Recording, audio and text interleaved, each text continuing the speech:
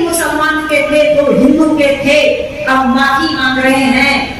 हम तो मजाक कर रहे थे, तुम देश की भावनाओं के साथ मजाक करोगे?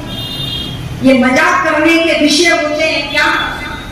अरे मजाक में भी भारत माँ का अपमान न करे, मजाक में भी जन्म देने वाली माँ का अपमान न करे, मजाक में भी पालन करने वाले पिता का अपमान न करे, मजाक में भी शिक्षा देने वाले गुरुजनों का अपमान न करे। मैं समझती हूँ 75 साल की आजादी का महा उत्सव तब ही मनाना सफल होगा, वरना तुम मनाते रहो देश की आजादी के जश्न और बच्चे लोग पाकिस्तान के नारे लगाते रहेंगे। समय आगे बढ़ने की इजाजत नहीं देता। आपने सुना, अभी आपके बीच में लगातार रहूंगी, इसी तरह आप भजनों को सुनते रहेंगे।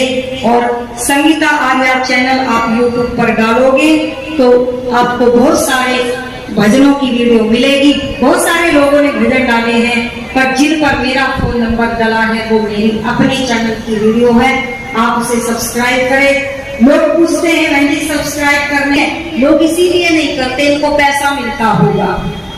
हमको पैसा नहीं मिलेगा, तुमको भजन सुनने को मिलेंगे, और वो भी जब तुम सुनोगे बाद में। अभी इतना हाई लेवल पे नहीं पहुंच गया कि पैसे मिलेंगे। तुम चिंता मत करना, संगीता को कोई पैसा नहीं मिलने वाला, बस तुम प्रसन्न रहना, भजन सुनना और अपने देश के लिए समर्पित रहना। एक बार बोल देना, बोले भारत माता की, गौ माता की, महर्षि स्वामी दयानंद की, जन्म देने वाले माता पिता और गुरुजनों की। इनका भी सम्मान कर लिया करो, इनका सम्मान रहा ही नहीं दुनिया में। आप सबका बहुत बहुत धन्यवाद। इन्हीं विचारों के साथ आज हमारे मध्य में गुरुकुल धीरनवास के प्रधान युवा सन्यासी आदरणीय आदित्य वे जी अपने ब्रह्मचारियों के साथ आए हैं। मेरा उनसे अनुरोध है, कृपया वो मंच पर आ जाएं, मेरे साथ में दाईं ओर बाईं ओर, और अपना कुछ उद्बोधन देंगे। लाभान्वित होना चाहते हैं पूज्य स्वामी आदित्य वेदिया।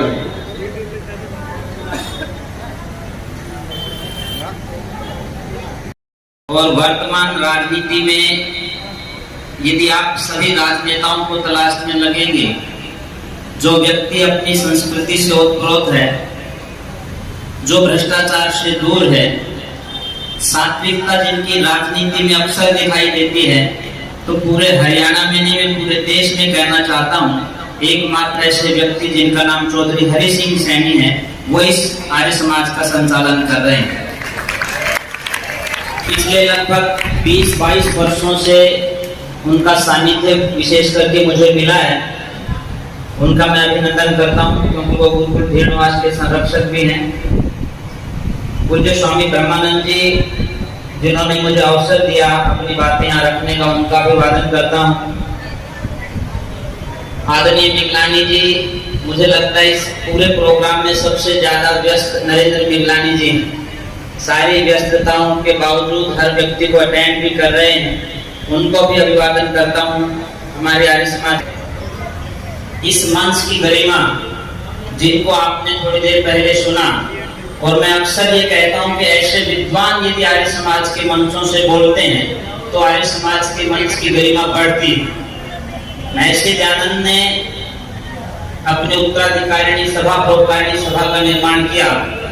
उस परोपकारिणी सभा के प्रधान रहे आदरणीय आचार्य वेदपाल जी, जिनको मैं बहुत लंबे समय के बाद मिला हूँ। कलकत्ता में उनसे कार्यक्रम में भेंट हुई थी बहुत समय पहले। आज दोबारा से उनको सुनने का मौका मिला, और वास्तव में ऐसे विद्वानों की सुरक्षा की भी जरूरत है। धीरे धीरे करके आर्य समाज से विद्वान जा रहे हैं, और आजकल के नौसिखिया कुछ सीखते नहीं है, स्वाध्याय नहीं है, कुछ का कुछ इस मंच से बोल करके चले जाते हैं, जवाबदेही आर्य समाज की बन जाती है। इन छोटे छोटे बच्चों के मन मस्तिष्क पर क्या प्रभाव पड़ेगा ये वो नहीं सोचते। तो आचार्य वेदपाल जी यहाँ उपस्थित हैं, और वो 7 दिन यहाँ रहेंगे, ये मैं हिसार का सौभाग्य मानता हूँ। उस हिसार का सौभाग्य मानता हूँ जिस हिसार आर्य समाज की स्थापना 1886 में लाला लाजपत राय ने की। मैं आपको इतिहास की तरफ इसलिए लेकर के जाना चाहता हूँ यदि आप इतिहास पढ़ करके देखेंगे तो एकमात्र ऐसा व्यक्ति जो राजनीति से ओतप्रोत था, जो सामाजिकता से ओतप्रोत था, वो व्यक्ति कहता है आर्य समाज मेरी माँ है और ऋषि दयानंद मेरे गुरु और पिता के तुल्य है। लाला लाजपत राय जी यहाँ आने से पहले 4 साल रोहतक में रहे। बहुत कम लोगों को पता होगा, उनके पूज्य पिताजी जब रोहतक में प्रैक्टिस करते थे तो 1882 से लेकर के 1885 तक इन्होंने भी अपनी वकालत की डिग्री करने के लिए 4 साल रोहतक में स्वाध्याय के लिए या उनके अध्ययन के लिए वो रुके थे। उस समय उनके साथ में रामजीलाल हुड्डा जी और चौधरी भूपेंद्र सिंह हुड्डा के जो दादाजी थे रामजीलाल हुड्डा, वो इकट्ठे काम करते थे। महर्षि ध्यान जी का देहांत 1883 में हुआ और जब महर्षि ध्यान जी का देहांत हुआ उस समय तक पूरे देश में केवल 86 आर्य समाजों की स्थापना हुई थी, जिसमें से 19 आर्य समाजें पंजाब में थी और 5 आर्य समाजें जो है वो केवल हरियाणा में थी, जिसमें रेवाड़ी भी एक थी, रोहतक भी एक थी, अम्बाला भी एक थी। उस समय रोहतक की एक आर्य समाज जो पूरे के पूरे व्यापक पूरे जिले की एक आर्य समाज होती थी, जिसमें उस समय का झज्जर और सोनीपत जींद तो अलग थे, ये सारे के सारे तीनों जिले इकट्ठे होते थे। उस आर्य समाज का मंत्री बनाया गया लाला लाजपत राय जी को। 1883 में महर्षि ध्यान जी का देहांत हो जाता है।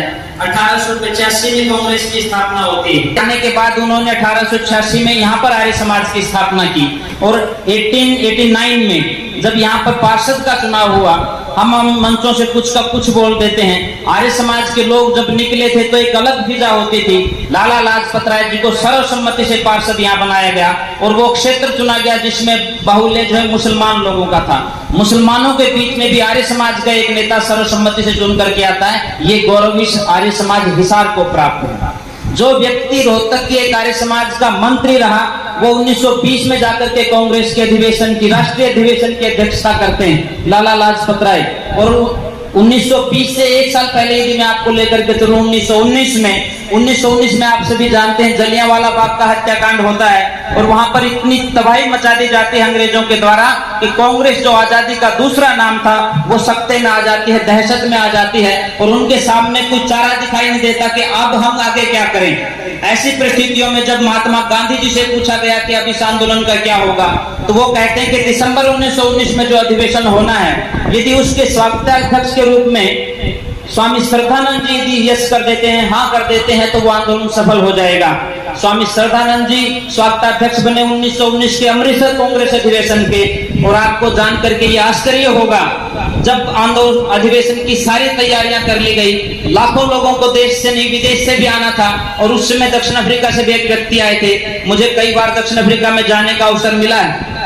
भवानी दास सन्यासी लिखते हैं अपनी जीवनी में कि मैं भी 1919 के कांग्रेस अधिवेशन में शामिल हुआ और स्वामी श्रद्धानंद जी के साथ वाले कक्ष में मुझे रखा गया था, क्योंकि बात दक्षिण अफ्रीका की आई है और महात्मा गांधी जी की आई है। 21 वर्ष तक महात्मा गांधी दक्षिण अफ्रीका में रहे और वहां अंग्रेजों के खिलाफ लड़ते रहे। काले जो लोग थे दक्षिण अफ्रीका के, उनके हक अधिकारों की लड़ाई लड़ते रहे। यहाँ से बिड़ला जी उनको पैसे भेजते थे और जब बिड़ला जी ने उनको पैसे भेजने से मना कर दिया, तब मदन मोहन मालवीय जी और बहुत कुछ अन्य उनके जो साथी थे, उन्होंने कहा हम महात्मा मुंशीराम जी से बात करते हैं, वो हमारी कुछ मदद कर सकते हैं। ये इतिहास के पन्ने साक्षी और आचार्य वेदपाल जी मेरे से ज्यादा जानते हैं, वो विद्या में, आयु में और अनुभव में बहुत बड़े हैं, वो इन तथ्यों को और ज्यादा बारीकी से आपके सामने रख सकते हैं। उस समय गुरुकुल कांगड़ी के ब्रह्मचारी ऐसे बैठे थे जैसे मेरे सामने ये बहनें बैठी हैं। स्वामी श्रद्धानंद जी ने अपनी बात रखी कि मिस्टर गांधी जो है दक्षिण अफ्रीका में बैठ करके अंग्रेजों के खिलाफ लड़ाई लड़ रहे हैं, उनको पैसे की कमी है, आज उनको पैसे की आवश्यकता है, आप लोग क्या कर सकते हैं। आप उन ब्रह्मचारियों की परवरिश देखिए। उन्होंने कहा कि स्वामी जी हमारा दोनों समय का दूध बंद कर दीजिए,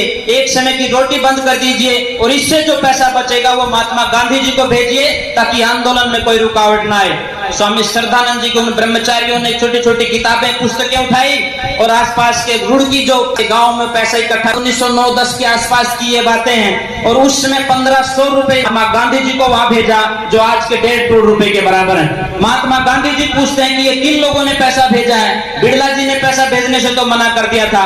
तब उनको बताया जाता है कि ये गुरुकुल के ब्रह्मचारियों ने अपने पेट की भूख को शांत करके, अपना दूध छोड़ करके, रोटी छोड़ करके आपके लिए पैसे भेजे हैं। तो उस समय महात्मा गांधी जो मिस्टर गांधी थे वो कहते हैं जिस दिन मैं भारत में आऊंगा सबसे पहले मैं गुरुकुल कांगड़ी के अंदर जाऊंगा, उस मिट्टी को नमन करने के लिए जाऊंगा जहां पर बैठ करके ये ब्रह्मचारी देश की आजादी के आंदोलन में इतना बड़ा योगदान कर रहे हैं। जब 1915 में महात्मा गांधी जी हरिद्वार में जाते हैं तो सबसे पहले गुरुकुल कांगड़ी में जाते हैं, महात्मा मुंशीराम के पास बैठते हैं, अपना आभार व्यक्त करते हैं, धन्यवाद देते हैं कि आपकी वजह से मैं आंदोलन सफल करने में कामयाब रहा। महात्मा मुंशीराम जी कहते हैं कि मिस्टर गांधी, तुम सिर्फ गांधी नहीं हो, तुम किसी महात्मा से कम नहीं हो। 21 वर्ष तक विदेश की धरती पर रह करके जिस व्यक्ति ने आजादी के आंदोलन को लड़ा, और उनके बारे में कहा जाता था, यहाँ की बड़े बड़े लोग, महारानी विक्टोरिया जैसे महिलाएं जो ये कह देती थी कि ये 35 किलो का बुढ़ा हमारे सामने आकर के जब बचकानी हंसी हंसता है तो हम मन महसूस करके रह जाते हैं, इसको कुछ बोलने की हमारी हिम्मत नहीं रहती। इतनी बड़ी ताकत थी जिसका हम चरखा आजादी लेकर के आया मजाक कर देते हैं। इतनी बड़ी ताकत थी महात्मा गांधी और उनके आंदोलन में, जिसको देख करके लाला लाजपत राय प्रेरित होते हैं। 7 साल की उम्र में जब शहीद आजम भगत सिंह जलियांवाला बाग के अंदर जाता है, उस मिट्टी को उठा करके लेकर के आता है, वो कहता है कि मैं महात्मा गांधी को आदर्श मान करके आजादी के आंदोलन में चलूंगा। आप नेताजी सुभाष चंद्र बोस का नाम लेते हैं, इतिहास के किसी भी पन्ने के ऊपर नेताजी सुभाष चंद्र बोस जी के मुंह से, लाला लाजपत राय जी के मुंह से, जो गरम दल के नेता थे लाल बाल जिनका नाम था, किसी के मुंह से भी महात्मा गांधी के खिलाफ एक शब्द आपको नहीं मिलेगा। हम लोगों को क्या हो गया है, हम लोग एक भ्रम में जानबूझ करके उलझाए गए हैं। सिमरनजीत सिंह मान जो पंजाब का एक सांसद है, अभी भी सांसद है, 20 दिन पहले वो बयान दे देता है कि शहीद आजम भगत सिंह तो आतंकवादी था।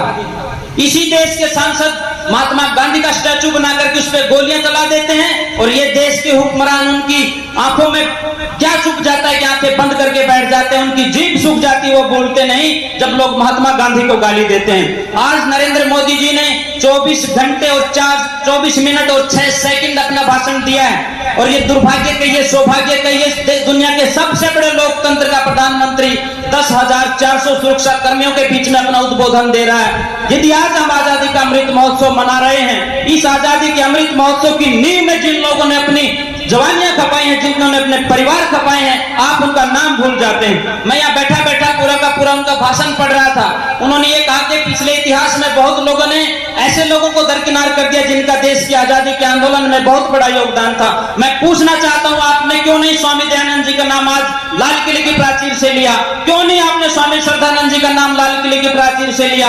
क्यों नहीं लाला लाजपत राय का नाम आपने लाल किले की प्राचीर से लिया? श्याम जी कृष्ण वर्मा जिनको महर्षि दयानंद सरस्वती ने लंदन भेजा, आपने उनका नाम क्यों नहीं लिया? भाई परमानंद जी, जिनको देवता स्वरूप भाई परमानंद जी कहा जाता है, आपने उनका नाम क्यों नहीं लिया? आप आरोप लगा दिया आपने कि बहुत से लोगों ने दरकिनार कर दिया आजादी के इतिहास से। आपसे भी इतिहास मांगा जाएगा। और मैं कहना चाहता हूं, जो आपके सलाहकार हैं उनको 11 नवंबर 1950 का सरदार पटेल का वो भाषण सुनवा दीजिए, जिसमें वो कहते हैं जब किम करते हुए विमूढ़ की स्थिति में ये देश था, उस समय महर्षि दयानंद ने इस देश को नई दिशा देने का काम किया था। यदि महर्षि दयानंद नहीं होता तो आज हम आजादी के सुख को नहीं भोग पाते थे। आवश्यकता इस बात की है, बहुत षड्यंत्र हो रहा है। 10,000 से ज्यादा कार्यक्रम आयोजित हुए सरकारों के द्वारा। मैं कोई बीजेपी का समर्थक या विरोधी नहीं हूं, मैं कांग्रेस का समर्थक और विरोधी नहीं हूं। मैं आर्य समाज का एक सामान्य कार्यकर्ता होने के नाते मेरी जिम्मेदारी बनती है, जिनके बाप दादाओं ने एक नौजवान ने आज एक पोस्ट डाली है, उसने लिखा मेरे दादा सहित 7 लाख लोग जो देश की आजादी के लिए शहीद हुए हैं, उन सबको नमन करता हूं, क्योंकि हमारे पूर्वजों ने इस देश की आजादी में बहुत बड़ा योगदान किया है। हमारे पूर्वजों ने अपने आप को इस आजादी की बलि वेदी पर आहुत करने का काम किया है। इसलिए दर्द हमें होता है कोई गांधी के बारे में बोल जाता है। मैं पूछना चाहता हूं कि तुम्हारा रोल कितना है देश की आजादी के आंदोलन में? तुम किस कोने में बैठे हुए थे? तुम्हें किसने अधिकार दे दिया? महात्मा गांधी को आप गाली देंगे, चंद्रशेखर आजाद को आप गाली देंगे, शहीद आजम भगत सिंह को आप गाली देंगे। उत्तर प्रदेश की एक महिला बोल देती है चंद्रशेखर आजाद आतंकवादी था, और सारे राजनेताओं को सांप सूंघ जाता है, कोई बोलता नहीं है। चंद्रशेखर आजाद के बारे में ये मैं जरूर कहना चाहता हूं, जब काकोरी कांड हुआ और उन लोगों ने सारे धन को लूट करके इकट्ठा कर लिया कि आजादी के आंदोलन में लगाएंगे, उस समय एक भावुक सा नौजवान आकर के कहता है आजाद मुझे कुछ व्यक्तिगत बात करनी। वो कहता है बताइए कि आपके माँ बाप ने पिछले 10 दिनों से एक अन्न का दाना ग्रहण नहीं किया है, वो भूख की हालत में, गरीबी की हालत में, आप इसमें से कुछ धन जो है अपने माँ बाप को दे दीजिए। चंद्रशेखर आजाद गरज करके क्या कहता है, ये उन राजनेताओं के कानों तक आवाज पहुंचनी चाहिए। चंद्रशेखर आजाद कहता है यदि इस आजादी के आंदोलन के आड़े मेरे माँ बाप आते हैं और तुम लोग उनको रोटी नहीं दे सकते तो उनको मेरे सामने लेकर के आइए, मेरी पिस्टल की 2 गोलियां उनकी छाती को ठंडा कर देंगी, फिर वो रोटी नहीं मांगेंगी। आजादी से इधर मैं कहीं सोच भी नहीं सकता। मेरे लिए सिर्फ भारत माँ मेरे लिए प्रथम है। मेरी माँ ने मुझे जन्म दिया, उसका कर्ज मेरे ऊपर है। लेकिन आजादी से इतना बड़ा बलिदान किया, उसको आतंकवादी बोल देते हैं और लोग बोलते नहीं। शास्त्री देवी, मैं आप बहनें बैठी इसलिए कहना चाहता हूँ, राम प्रसाद बिस्मिल की बहन जब जंगल में जाती थी ना इनको बंदूकें मुहैया कराने के लिए, 14-14 किलो की 4-4 राइफलें अपने पैरों पर बांध करके जाती थी लहंगे के नीचे, और 10 किलोमीटर पैदल चलती थी। आप इसकी कल्पना करके देख सकते हैं, आपका पांव नीचे से भी बंधा है, ऊपर से भी बंधा है, 56 किलो वजन आपके पैरों में बंधा हुआ, और आप 10 किलोमीटर जाकर के इन भाइयों को जो है बंदूकें मुहैया करवा देती हैं। उनकी कोई हालत पूछने वाला नहीं। 104 साल की होकर के मरी है, पिछले दिनों चाय की दुकान वो चलाती थी। ये हुक्मरान जिन्होंने देश के राज में भी मजे किए हैं और आज भी वो मजे कर रहे हैं, इनके कारण से आजादी का अमृत महोत्सव नहीं मनाया जा सकता। निश्चित रूप से जैसे संगीता जी ने कहा कि आज विडंबनाएं हैं, कल की घटना आपने राजस्थान की सुनी होगी। 9 साल का एक बच्चा तीसरी क्लास में पढ़ता है, इंद्र मेघवाल नाम का, और एक अध्यापक के मटके से पानी पीना चाहता है तो अध्यापक उस समय इतना पिटाई कर देता है कि 24 दिन जिंदगी और मौत से लड़ते हुए 6 हॉस्पिटल में जाने के बाद वो दम तोड़ देता है। आज इस देश में छुआछूत है, जिसको मिटाने के लिए ऋषि ध्यान ने संकल्प किया था। आज जातिवाद इस देश में जहर के रूप में पनप रहा है। सांप्रदायिकता इस देश में बहुत तेजी के साथ घर कर रही है। मैंने लाला लाजपत राय जी का एक उदाहरण आपके सामने रखा कि मुस्लिम बाहुल्य क्षेत्र में सर्वसम्मति से उनको जिता करके भेजा। उत्तर प्रदेश की यदि हम बात करें, पंडित राम प्रसाद बिस्मिल और अशफाक उल्लाह खान, ये 2 ऐसे नौजवान थे जो आर्य समाज मंदिर के अंदर बैठ करके देश की आजादी के आंदोलन को लड़ने की बात करते थे। एक कोने में बैठ करके नमाज पढ़ रहा है, दूसरा संध्या कर रहा है, किसी को कोई दिक्कत नहीं। और एक समय वो आता है जब ये सांप्रदायिक लोग जहां जहर के इंजेक्शन लगाते हैं तो हर जगह काम करता है। आर्य समाज शाजापुर को तोड़ने के लिए कुछ मनचले मुस्लिम नौजवान आए।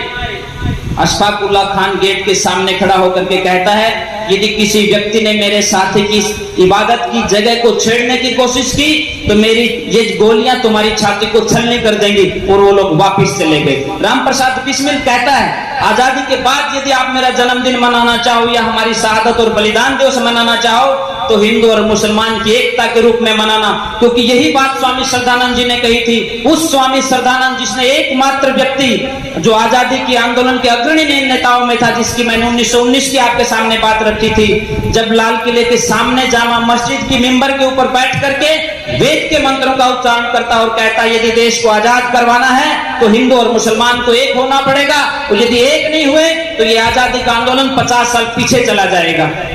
आज आवश्यकता इस बात की है, स्वामी श्रद्धानंद जी ने अपना सब कुछ बलिदान कर दिया। शहीद आजम भगत सिंह को आज आतंकवादी कह देते हैं, जिसकी 4 पीढ़ियां, वो बहन जी ने सारी बातें नहीं बताई। चाचा अजीत सिंह की मैं जरूर बात करना चाहता हूं, क्योंकि लाला लाजपत राय जी से जुड़ी हुई बात है। 1907 में अंग्रेज 3 काले कानून लेकर के आए थे किसानों के, उसके खिलाफ लाला लाजपत राय जी और चाचा अजीत सिंह जी ने पगड़ी संभाल जट्टा का नारा दिया था और पूरे देश को आंदोलित कर दिया था। अंग्रेजों को वो कानून वापस लेने पड़े थे। 1910 में वैलेंटाइन सिरोल नाम का एक व्यक्ति अपनी अनरेस्ट इन इंडिया पुस्तक के पेज नंबर 5 से 7 पर लिखता है, मैं जहां जहां लाला लाजपत राय को देखता हूं, चाचा अजीत सिंह को देखता हूं, वहीं अंग्रेजों के खिलाफ एक विद्रोह दिखाई देता है। जहां जहां मैं आर्य समाज देखता हूं वहां अंग्रेजों के खिलाफ विद्रोह दिखाई देता है। और ये सिर्फ यहाँ नहीं था, अभी 15 दिन पहले मैं केन्या में था। केन्या का एक छोटा सा शहर, बहुत सुंदर शहर है, 7 पहाड़ियों के ऊपर बसा हुआ मोम्बासा शहर है। उस मोम्बासा शहर के अंदर ये आर्य समाज की स्थापना हुई थी 1903 और 4 के आसपास। 1918 में उस आर्य समाज को भी इसी तरह से बंद कर दिया गया था, जिस तरह से लाला लाजपत राय और चाचा अजीत सिंह जी को इतिहास में पहली बार बिना कोई मुकदमा चलाए उनको 6 साल का जो है काले पानी की सजा दी गई थी। मोम्बासा का आर्य समाज बंद किया गया। वहां के लोगों ने संघर्ष किया, महिला आर्य समाज बनाई, युवक आर्य समाज बनाई, और लंबे संघर्ष के बाद उस आर्य समाज को दोबारा से चलवाया। मैं कहना यह चाहता हूं, हमारी आजादी, हमारे आदर्श, हमारे नेता, उनके जीवन को देखना पड़ेगा, थोड़ा सा स्वाध्याय बढ़ाना पड़ेगा, खास करके इन मंचों से बोलने वाले लोगों को, क्योंकि आप जो बोलते हैं, आपके बोलने का मतलब आर्य समाज बोलता है, आपके बोलने का मतलब ऋषि दयानंद बोलते हैं, आपके बोलने का मतलब स्वामी श्रद्धानंद बोलते हैं। और दूसरी बात, आप विचारों का सबसे पहले संतुलन बना करके चलें। उधार में लिए हुए शब्दों से आप सोचें क्रांति हो जाएगी, कतई नहीं हो सकती है। ये एक षड्यंत्र चल रहा है। एक कमरे में बैठ करके प्लानिंग बनती है। आज सोशल मीडिया के ऊपर मुझे महात्मा गांधी के खिलाफ कुछ लिखना है, दूसरा व्यक्ति वहीं उसी कमरे में बैठ करके शहीद आजम भगत सिंह के खिलाफ लिखते हैं, चंद्रशेखर आजाद के खिलाफ लिखते हैं। मैं पूछना ये चाहता हूँ, आप इस घालमेल में फंसे क्यों हैं? हमारे लिए आदर्श है महर्षि दयानंद सरस्वती और आदर्श महात्मा गांधी भी है, शहीद आजम भगत सिंह, राजगुरु सुखदेव, नेताजी सुभाष चंद्र बोस, चंद्रशेखर आजाद, लाला हरदयाल। मैं कितने लोगों के नाम गिनवा सकता हूं जो महर्षि दयानंद से प्रेरित होकर के इन आर्य समाज मंदिरों में शरण लेकर के आजादी के आंदोलन में कूदे थे। हमारे लिए सब सर्वोपरि हैं। गेट के बाहर खड़ा होकर के यदि कोई व्यक्ति आजादी के आंदोलन में जयकारे लगाने का काम भी कर रहा था, वो भी हमारे लिए सम्मानित होना चाहिए, उनका भी हमें सम्मान करना चाहिए। इन क्रांतिकारियों की आपस में तुलना करके आप इनके कद को नहीं छोटा कर रहे हैं, आप अपने आप को छोटा कर रहे हैं। हमें लांछन लगाने का कतई अधिकार नहीं है। आइए ये फैसला करते हैं। ये निवेदन करते हुए अपनी बात को खत्म कर रहा हूँ, समय शायद ज्यादा हो गया, उसके लिए मैं माफी चाहता हूँ। आजादी का 75वां वर्ष मना रहे हैं। एक तो सभी उपदेशकों से मैं हाथ जोड़ करके पिछले 3 महीने से एक ही निवेदन कर रहा हूँ, किसी सरकार के भरोसे मत रहिए, किन्हीं अन्य संगठनों के भरोसे मत रहिए कि कोई वो बताएंगे देश की आजादी के आंदोलन में आर्य समाज का सबसे बड़ा योगदान था। कुछ समय के लिए आपकी वेद कथाओं का सब्जेक्ट ही यही होना चाहिए कि आजादी के आंदोलन के लिए ऋषि दयानंद और आर्य समाज के सिपाहियों ने अपनी गर्दनें कटवाई हैं, तब जाकर के आजादी मिली है। ये उनका सब्जेक्ट आता हूँ। 75 वर्ष इस देश की आजादी को हो चुके हैं और हमारे घरों में जो भी बुजुर्ग हैं 75 साल और उससे ज्यादा के, चाहे हमारी माताएं हैं, चाहे हमारे बड़े बुजुर्ग हैं, उनका भी आप अमृत महोत्सव मनाएं, उनका भी सम्मान अपने घरों में बढ़ा दीजिए।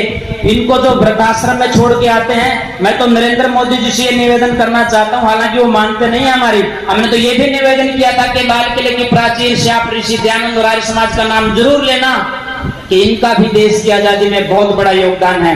ये कहना चाहता हूँ, पूरे देश के वृद्धाश्रम बंद कर दीजिए और इतना पुख्ता, इतना मजबूत इन बच्चों को संस्कार रूप में कर दीजिए कि ये अपने बुजुर्गों को अपने घरों में रखें, उनकी सेवा भी करें, शुश्रूषा भी करें, सुरक्षा भी करें। क्योंकि बड़ी इमारत और बड़े बुजुर्ग के जाने से हो सकता है कोई नुकसान ना होता हो, आपके काम में कोई बाधा ना आती हो, लेकिन बड़ा बुजुर्ग और पुरानी इमारत दोनों संस्कृति को समेटे हुए होती हैं, बहुत जिंदगी का पूरा अनुभव उनके पास होता है। तो आज आजादी के अमृत महोत्सव पर यह संकल्प जरूर लें कि बड़े बुजुर्गों का सम्मान करना है, आर्य समाज के मंचों से हल्की बात नहीं करनी है। और इन छोटे छोटे बच्चों का जब और 50 साल के बाद आप 25 साल के बाद आजादी का आप जो शताब्दी वर्ष मनाएंगे, तो आपके कंधों पर यह भार होगा, आपको चलना है शहीदों के सपनों को साकार करने के लिए। मैंने कोई हल्की बात या कड़वी बात कही, उसके लिए मैं माफी चाहता हूँ। एक बार फिर आप सभी को आजादी के अमृत महोत्सव की बहुत बहुत शुभकामनाएं और हमारे उन पूर्वजों को श्रद्धा पूर्वक नमन, जिन्होंने अपना सब कुछ इस देश के ऊपर आहूत करके इस देश को आजाद करवाया। धन्यवाद। जय हिंद। बहुत अच्छे विचार। और अब शांति पाठ होगा और जैसा कि पहले व्यवस्था रहती है, प्रसाद की व्यवस्था है, बैठे देव शांति अंतरिक्षम शांति पृथ्वी शांतिरापा शांतिरोषधया शांति वनस्पतया शांतिर्विश्वे देवा शांति ब्रह्म शांति सर्वं शांति शांतिरेव शांति सामा शांतिरेधि। ओम शांति शांति शांति। जो बोले सो अभय। महर्षि स्वामी दयानंद जी महाराज की, गुरुवर विरजानंद जी महाराज की, मर्यादा पुरुषोत्तम श्री रामचंद्र जी की, योगेश्वर श्री कृष्ण चंद्र जी की, भारत माता की, देश और धर्म पर बलिदान होने वाले वीर नौजवानों की, देश की सीमाओं की रक्षा करने वाले वीर नौजवानों की, आर्य समाज, वेद की ज्योति, ओम का झंडा, गौ माता का ओम का झंडा, वैदिक ध्वनि।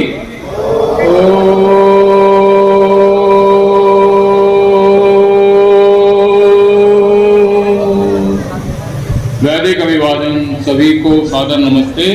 रात्रि की बैठक ठीक 8 है।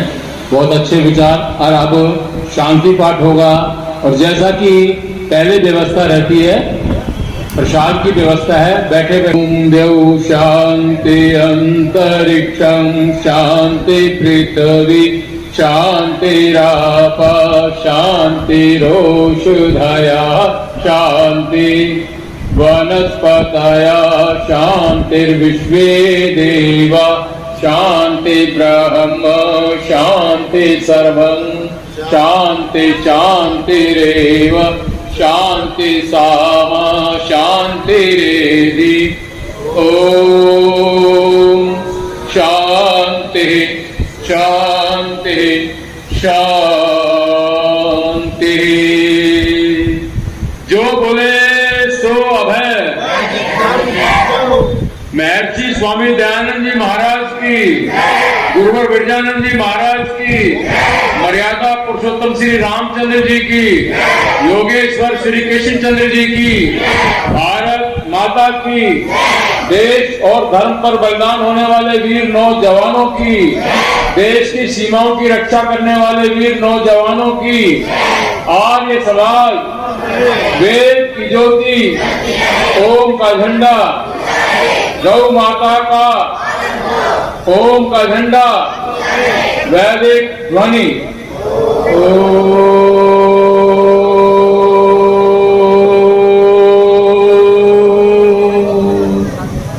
वैदिक अभिवादन। सभी को सादर नमस्ते।